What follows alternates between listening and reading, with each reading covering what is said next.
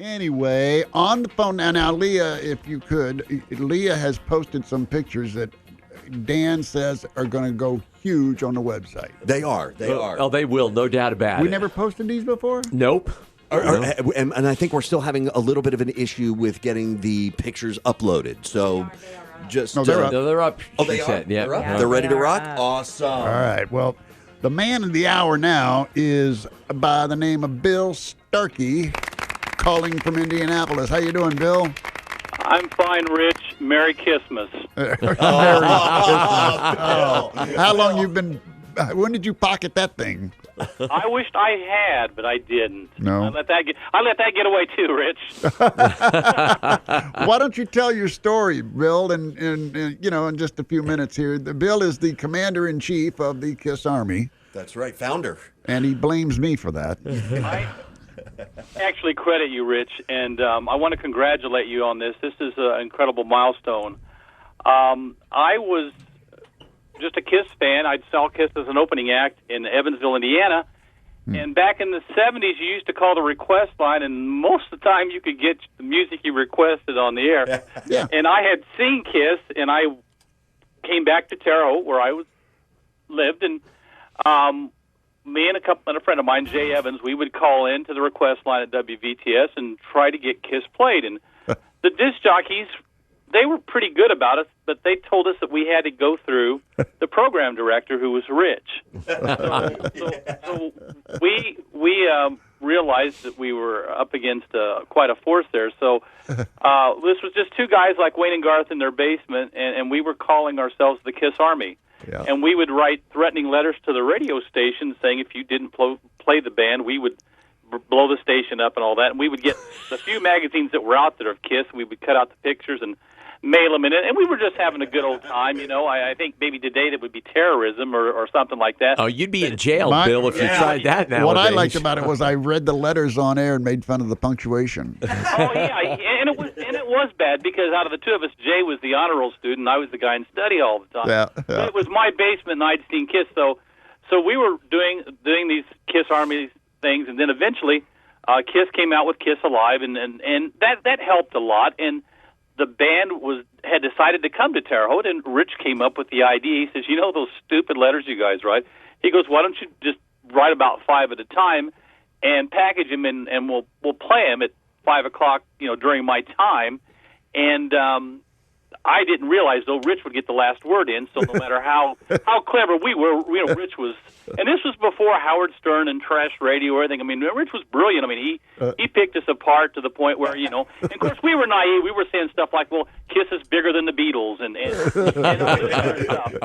So eventually, KISS sells out the arena, and at that time, the only other band to sell out or act was Elvis Presley. Yep. And I guess when they contacted WVTS, Rich told them that there was a couple morons calling themselves the KISS Army, and all of a sudden, 40 years later, I'm still in the news, I guess. All right, man. That's a good story. How Bill. old were you, Bill, when you formed the KISS Army? 18. Okay. And Bill, are you... I'm 60 now, guys. I'm 60. And now you're a school teacher, right? You teach, Yes, you I'm teach a school English. teacher. So you did learn how to use your grammar properly then. Sir, I even got my master's from IU. Yeah, so I've got 8 years of college now. That didn't come till later, though. Okay. Yeah. Now, Bill, this is Glenn, Rich's co-host here.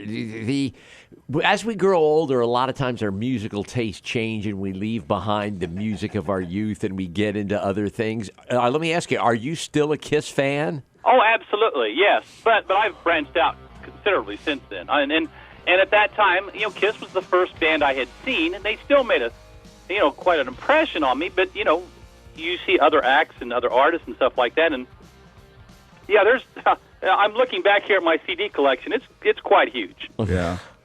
But they ignored your presence. They ignored your existence, didn't they? You mean later on? Or Yeah. Well, for a while, there was a time, that we had a falling out because originally the plan was to, or at least what they were telling me in correspondence, that they were going to run the KISS Army out of Terre Haute, and that didn't happen. Right. And they would please me with, I guess, occasional concert tickets, and at that time, merchandise. And eventually, we had a falling out, and we didn't get back together till maybe the late 90s. when they realized that it was a pretty good story that Rich and I were involved in, and Sure. they started using it, and it got resurrected, and fans love it all the time. I get way more credit and accolades than I ever deserve for this. Well, I don't know about that, because without you, it wouldn't be there wouldn't be a Kiss Army. Or you or RJ or any of those other people. I mean, there was a lot of people that if the ball had fallen to different places, it probably wouldn't have happened. But you know, and you yourself never really got as much. But I think, and to your credit, you kind of stayed out of the limelight. I think you just didn't. Yeah. I mean, people knew about it, but you didn't make a big deal out of it. No, I was just doing radio. That was my first love, and to be honest with you, I didn't dislike the band. It was just that was just my tack on the whole thing. So the more I looked at that and the music of that era and what was going on, I don't think you didn't do anything that anybody else wasn't doing, because let's face it, nobody was playing Kiss back then. I mean, so you're right. They weren't, and until Alive came, and we just hit them at the right time. Yep. And what you did, you helped them get the key to the city, the That's Kiss right. Army Yep. thing that went with the United States Army and Kiss. Yep. And kids still listen to that YouTube clip of you on the air. That's up there for everybody. All the Rich fans out there, that you can find the Oh, God. Kiss at Terre Haute in 1975, where Rich is playing disc jockey with Gene and Paul, and it's brilliant. It was a great idea. I thought this was a crappy little studio. You should see what I worked in before. All right, I have a couple of questions for you, if you don't mind, Bill. This is Dano, the producer. In the pictures that you sent to us, that you forwarded to us, that we have now posted at our website, realradio943.com, you were wearing a construction hat. Do you still own that construction hat? No, sir. That was given to me by the people at Coin Management, because at the time they wanted to try to get me to look as military as possible. And that's what they did. And then they put this goofy patch on me, too, which they had constructed. Now, I still have the patch, but I don't know where the hat is. Okay. Great answer. It's a really poor Army helmet, too. Is O'Coin still alive? No. Unfortunately, he passed away, Really? I think, in early 2000s, yeah. Really? And there's a movement right now to try to get him in the Hall of Fame. Yeah. He was Kiss's In the Rock and manager, Roll. right? Yeah. Yes. Yeah. All right, now my next question is, do you still listen to Ed Zeppelin? Ed Zeppelin? Yeah. I do occasionally. I mean, I haven't contacted him for a while, no. Yeah. All right, and my final question is, did you watch Kiss on The Voice last night, Bill? Absolutely. Absolutely. All right, and your honest Now- opinion of how they look in makeup at 70 years old. How do they look to you? Well, I was more concerned about how it was presented, because I liked the way they came off when they did I think it was American Idol, when they did it with that one kid and they did a couple songs. I thought that blended better than I was looking at the overall thing. Like, did the country guy blend in well with them? And that's what I was looking at. I mean, that's where I would be critical. I just didn't think the guy that they paired them up with was, as good as the others that I'd seen on a couple other times when they tried this. I'll agree with you there. I'll agree with you. Yeah, I mean, and I doing that kind of stuff is almost like how these rock acts do their Super Bowl halftime shows. I mean, you can't get Bruce Springsteen to play like 2-minute clips of his songs in 12 minutes and then consider that being acceptable performance. But that's what it is. I guess I don't know. I wasn't real thrilled when Kiss did the Thanksgiving Day parade thing 2 years ago. I thought they didn't look good at that. I thought that was jumping the shark. Yeah, I thought, who is telling these people what to do? I mean, I don't get it. But I live with the good things and the bad things, and anyway, I'm not in the loop with them anyhow. So that's the cool thing. I can say whatever I want, and they can't take anything away from me. I mean, that's the thing. They never gave you anything, which I. No, they were for a while though, Rich. I was getting some tickets, but then I think I said a couple things in interviews, and then all of a sudden they disappeared. You got tickets. You didn't get paid. You think they didn't? You think they weren't getting paid on that stuff? You started their fan club. I mean, you should have been taken care of. Yeah, I'm not going to go into anything like that. I mean, because. I just let people like yourself come to those conclusions, and people that do interviews and all that, or they'll come over to my house and they'll say, "Now wait a minute, you started the Kiss Army, and there's your car and there's your house." I say, yep. Let it go with that, and because trust me, it's a touchy subject with them even today. Yeah.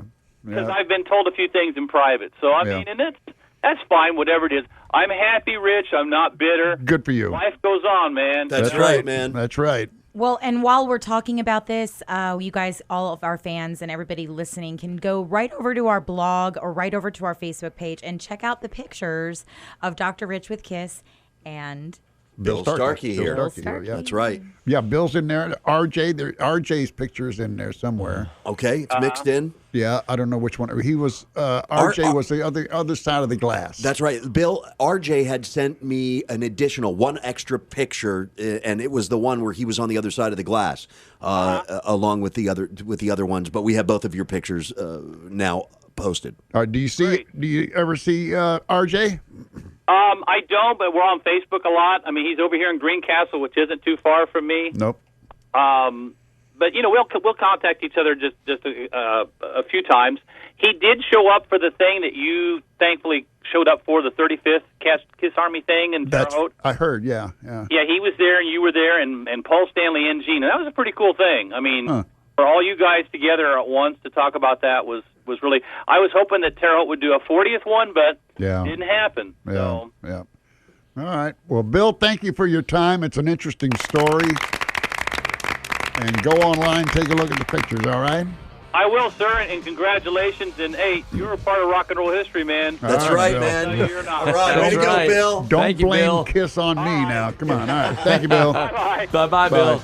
He was a good kid. He, like he said, he was 18, I think, at the time. If you didn't play Kiss, they were going to come down and blow up the radio Oh yeah, station. oh yeah, they were. And I never did figure out when they figured out my angle on this. Right, You know, I right. think at the beginning they really believed thought it, yeah. I couldn't care less about the band. I didn't. Right. I didn't like him. I didn't hate him. I just didn't do anything with him. You know.